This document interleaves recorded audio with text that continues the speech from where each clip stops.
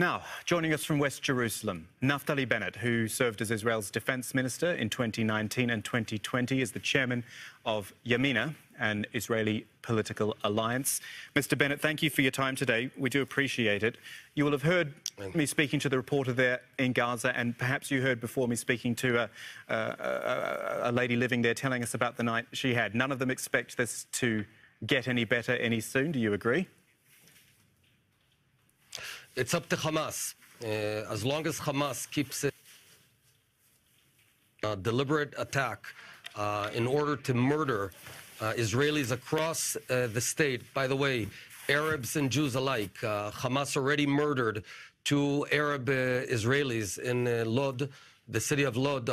Dad, 52 years old, and his daughter, Nadine, 16 years old, Israeli Arabs who were murdered. Right. A Holocaust survivor, 85 years old, was murdered by Hamas in her wheelchair. If Hamas thinks that they can get away with this, they're wrong. We'll hunt down every commander, every post until we win. And the 53 people who've died in Gaza, including 14 children, are they all members of Hamas who needed to die? Indeed, Hamas killed them. Because when no, you they hide didn't. your Israeli rockets airstrikes killed behind, yes, they did. No, come on. You they were Israeli hide your airstrikes. Rockets people behind women and children, you are effectively murdering your own people. Make no mistake. I spent the night in the shelter with my family in the city of Ra'anana. We will defend ourselves. And if Hamas decides to turn schools into terror bases and hospitals in a cowardly manner into terror bases, they are responsible for murdering their own people. Well, you have a shelter to go to. The 2 million people in Gaza don't. They're locked in as well. So you can't simply say that Hamas effectively killed them because it was an Israeli airstrike which killed them. If you're hitting residential buildings, if you're hitting police buildings, media buildings, that's why they're dying. That's nonsense. Hamas, instead of taking its money and investing in hospitals, in schools, in building a future for its people, it's spending all its money on terror, on trying to kill Israelis. It's both stupid and wrong. It's stupid because they're not going to succeed, because we're strong and we're going to defend ourselves. Okay. And you know, I'm in the opposition now, but make no mistake, we are all united. We stand strong, united.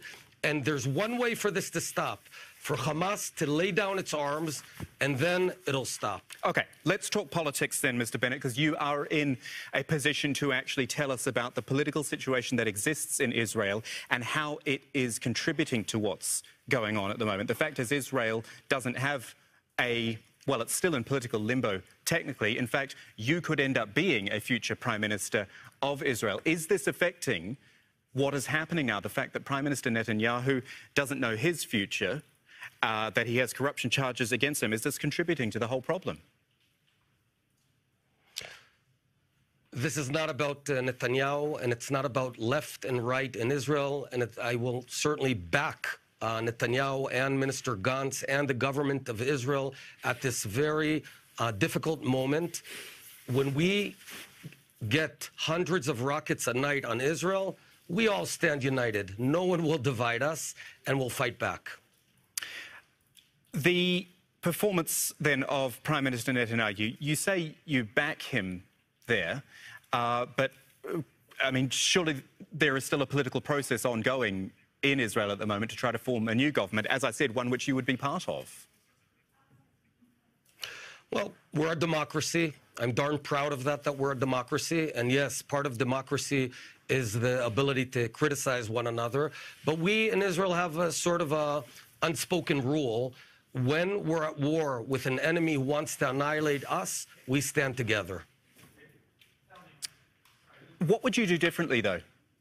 And I know, given your past answer, you may not answer that, but would you do anything differently? The fact is, outside of rockets from Gaza and airstrikes from Israel, there is an ongoing problem of an occupation, of the Palestinians not having a country, of a peace process that is pretty much dead in the water. Would you be doing something different to actually address the root causes of all of this?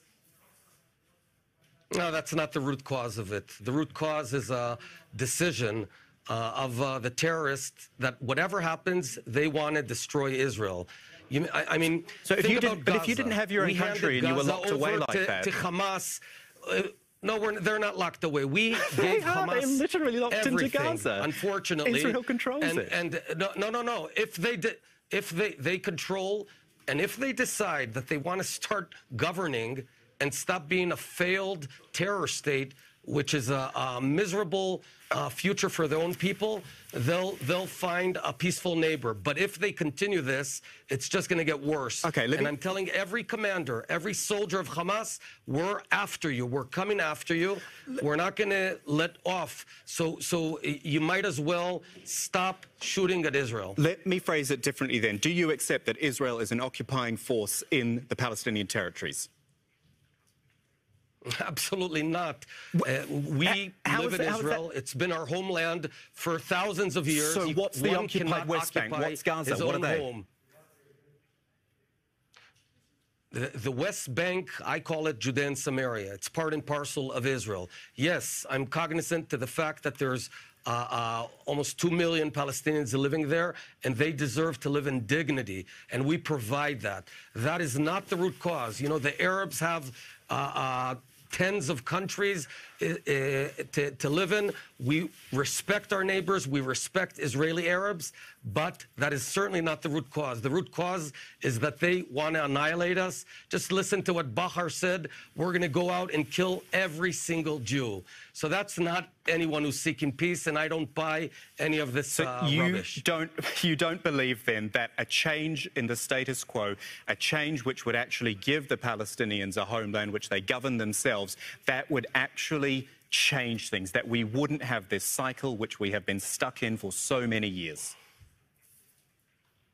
It would change things. It would create a terror state that does not exist yet in Judea and Samaria, and would effectively deem Israel, unable to defend ourselves. You know, the whole width of Israel is just about 7 or 8 miles. We see what they turned Gaza into. No Israeli is going to give up Judea and Samaria and allow them to create a terror state that's just a few minutes away from my home. Would you? I don't think I can answer that, sir. Naftali Bennett, who is... Exactly. You no, cannot because answer I am not. Because I am not. I have 4 children, and I'm going to defend them. I am not in that situation, and I hope I never am, or my family is. Naftali Bennett, chairman of the Yamina Party Alliance. Thank you.